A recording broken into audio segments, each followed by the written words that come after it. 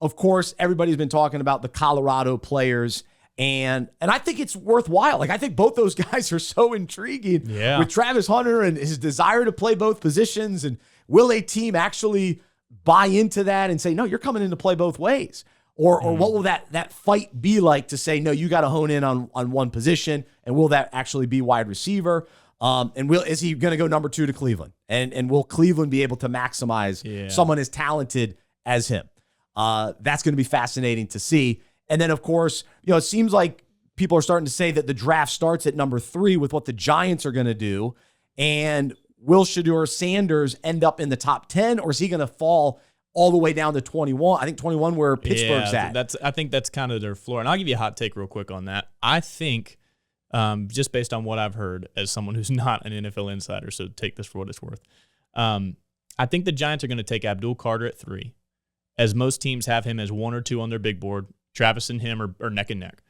And then I think the Giants are going to be very aggressive to trade back into the first round to take a quarterback.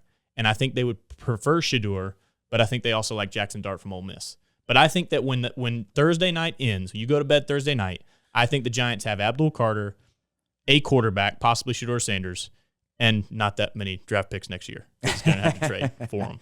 Well, the Giants are desperate because Brian Daboll and Joe Sheehan, that's him, the GM. Those 2 guys are on the hot seat, so they've got to hit on this draft, and they've got to win and show progress this season. Now, I don't know if playoffs are realistic because that division with Washington and Philadelphia is very difficult, but you at least have to show progress. So this draft is very important, obviously, for them.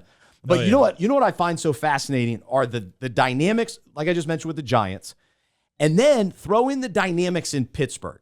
So you got Mike Tomlin, you've got the lack of the quarterback position. All they have is Mason Rudolph up there, and they pass on Russell Wilson. He goes to the Giants. They pass on Justin Fields. He goes to the Jets. Aaron Rodgers is floating out there. And then you throw in Shedeur Sanders and the personality, it's not necessarily baggage, but there's a lot that comes with Shedeur. I think he seems like a fine guy, and I'm a Dion fan. I was when he was a player, and I used to wear a bandana when I played soccer because I love Dion. Prime time. I still wear it when my hair gets long. But so where's Shedeur? Like, where does it make sense? Because New York is a big city. He can probably handle the big city. He's used to the attention.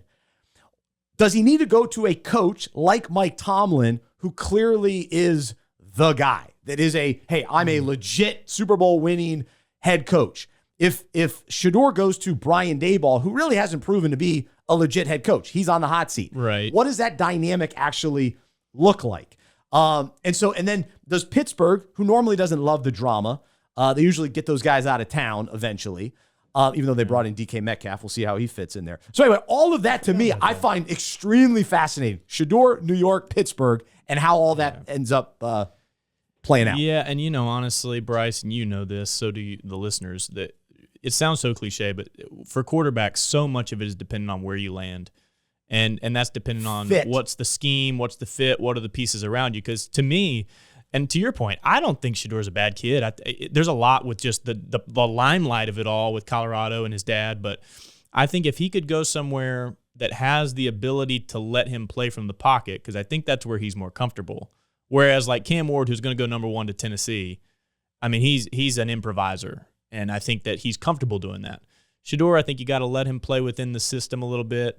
Pittsburgh will be interesting because, like you said, they got weapons now with DK there. I have a hard time believing he'll drop that low, though, just because I think somebody would trade up. I really think the Giants would do it. Maybe I've heard people say Cleveland goes Travis Hunter at 2 and then tries to get Shedeur with him. That's intriguing. I like that. I like that possibility. I mean, that could be an interesting thing. But my point is, one thing I heard very firmly is that New Orleans is not going to take him at 9. Interesting. So that puts him in that 10 to 20 range. I think that's where trades happen.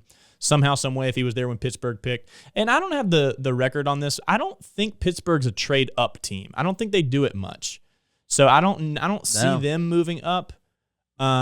But maybe Pittsburgh needs to change some things. You know what I mean? Oh, dude, yeah. Listen, I love Tomlin. I respect Pittsburgh a lot. I find myself rooting for them in neutral situations.